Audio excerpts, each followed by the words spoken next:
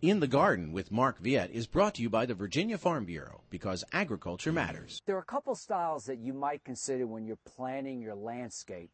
One of them might be a more formal design, and here at Maymont Gardens in Richmond, we have a wonderful herb garden, and this tends to be a more formal garden. It's a more structured garden, and a lot of times these types of gardens were right behind the home, so you could walk out and you could pick your herbs and use them for cooking.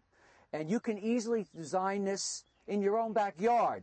Now, you can do it a variety of ways. You don't really need something as big as this, or you can create a small raised formal garden with herbs. It could be 10 by 10, it could be 10 by 20. And usually this type of garden mirrors itself, so if you cut the garden in half, it looks just like it does on the other half. Then, of course, we have another type of garden that we can look at, which is the more natural garden.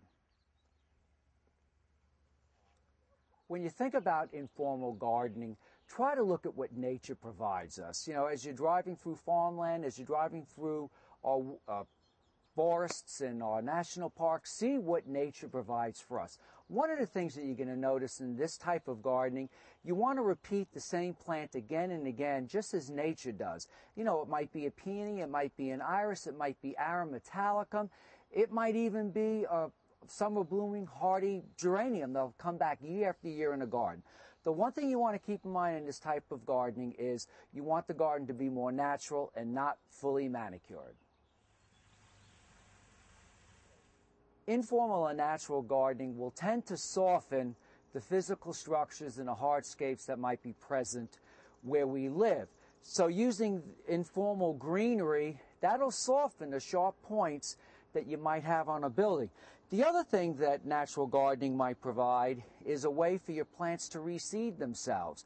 Some of these plants in this garden, like the larkspur and like the columbine, will yearly reseed themselves again and again and again. And that's where you get sort of like this weaving effect, where the larkspur is weaving in between the iris.